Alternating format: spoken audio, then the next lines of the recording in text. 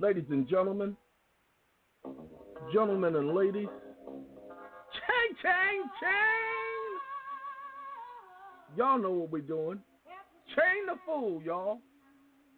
Gentlemen and ladies, ladies and gents, Aretha, let them know. Because they don't understand. They can't get it, Aretha. This is an Aretha morning, y'all. Let them know, woman. Tell them how it is. She's saying it's a shame, ladies and gentlemen. That's Aretha Franklin, y'all. Tell them, girl. I just wish these individuals who brought us up with their songs such as this, y'all, would have had it better. I just wish that they didn't have to struggle as much as they've had to struggle to get to where they are. Ladies and gentlemen, we're going to eventually talk about business taxes because many of y'all are going to have to get involved in business taxes, okay? But right now, let's do this, y'all, so that y'all get it. We got a conversation we need to have. And I'm going to turn down my young lady.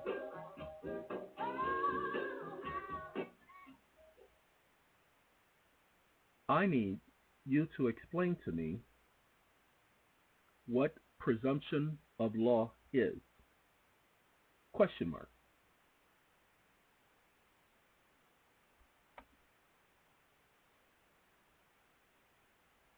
Stop listening.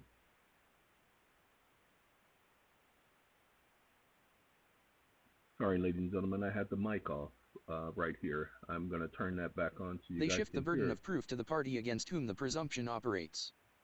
For instance, in a case of a negotiable instrument, there is a presumption that consideration has been paid. Be quiet. Be quiet. Okay. Watch Presumption of law refers to a principle that allows the court to assume a fact is true until evidence is presented to the contrary. In legal proceedings, presumptions of law play a crucial role in shaping the burden of proof. There are two main types of legal presumptions. Conclusive, irrebuttable, presumptions. These are presumptions that cannot be contradicted by any evidence. Once the basic facts are established, the presumed fact must be accepted as true. For example, a child under a certain age, often 7, is conclusively presumed to be incapable of committing a crime. Rebuttable presumptions. Impossible. These presumptions are accepted as true until disproved. They shift the burden of proof to the party against whom the presumption operates. For instance, in a case of a negotiable instrument, there is a presumption that consideration has been paid. However, this presumption can be rebutted by evidence to the contrary.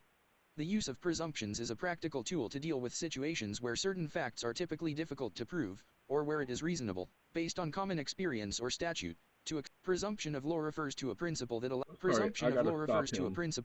Shut up. Okay. Now let's take care of something. Wake up. Wake up. So what you're saying is that there is no law or authority for presumption of law. Question mark. That presumption of law is just a policy, comma, and is not supported by the Constitution. Question mark. The fact that an individual is presumed innocent, comma, does not make presumption of law the standard. Exclamation mark. Presumption of law is a misnomer, comma, it actually works contrary to due process of law and equal protection of law. Exclamation mark. For no one may be held to answer for any crime without due process. And due process and presumption of law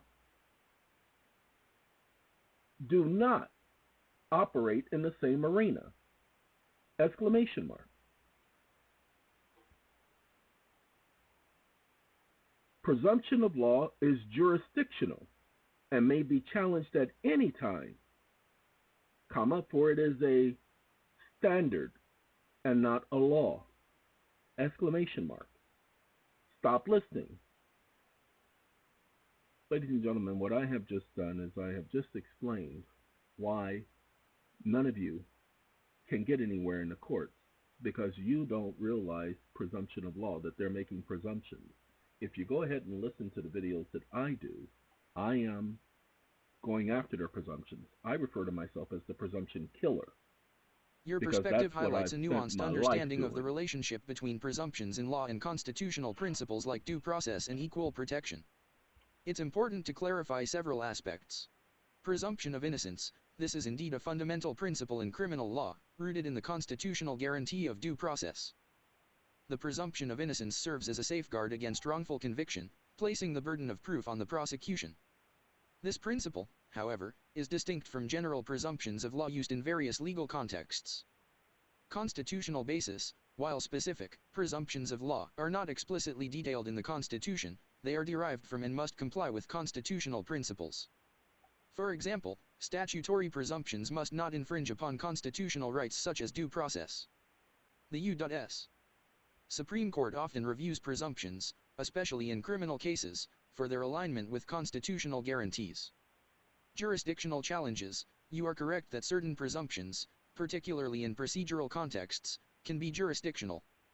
They might be challenged if they infringe upon a party's rights to a fair trial or due process. The courts are vigilant in ensuring that such... Wake up. You lied. Comma, you said the courts are vigilant in ensuring that individuals' rights are not infringed upon, comma, and that presumptions do not override constitutional standards, comma, when the very first thing the courts do is allow the prosecution to bring forth nothing but presumptions in starting a case, comma, and then violate the rights of the accused by having them submit to the court's jurisdiction through either entering a plea, which admits the genius of the record and waives the right to challenge jurisdiction, comma, and making an appearance, which equates to submitting to the court's jurisdiction, exclamation mark. You also stated that, open quote, close quote, comma, the standard against wrongful conviction is the burden of proof, comma, and presumption of law allows for there to be presented to a jury the so-called presumption of, open quote, beyond all reasonable doubt, close quote, which is not a constitutional standard, but again, a policy, comma, and again, this is jurisdictional and not constitutional, comma. Stop arguing with me and stop trying to convince me of something being a fact when there is no evidence of presumption of law being the law, exclamation mark. Stop listening. Ladies and gentlemen, we will continue this conversation because I have a meeting in a minute, like I said. I apologize for any misunderstanding. He's going to correct us. Let's clarify the points you've raised. Jurisdiction and pleas. It is true that the legal process often begins with the accused being required to enter a plea, and this act can be seen as submitting to the court's jurisdiction. The nuances of how entering a plea or making an appearance interacts with questions of jurisdiction and the preservation of rights are complex and can vary depending on the specific legal context and jurisdiction. No, it doesn't. Presumption of innocence and burden of proof. The presumption of innocence is indeed a fundamental aspect of criminal law, and it places the burden of proof on the prosecution. No, it doesn't. This standard requires the prosecution to prove the defendant's guilt, beyond a reasonable doubt, in a criminal trial. While the phrase, beyond a reasonable doubt, is not explicitly stated in the Constitution, it has been upheld by the U.S. Doesn't matter Supreme if Court it's is a been upheld by critical the United component of States due Supreme process Court. under the 5th and 14th The Amendments. Supreme Court doesn't make the law. Constitutional vs. Jurisdictional standards. The distinction between constitutional mandates and jurisdictional procedures is a significant one. You better believe it Constitutional standards, like due process, Provide overarching principles that legal All right, procedures ladies and must adhere gentlemen, to. be quiet. What I'll do is I will send you guys this link, but I gotta go. Okay? So y'all has a Coke and a smile. Give me a while, and I'll get this to you. Arrivederci, y'all.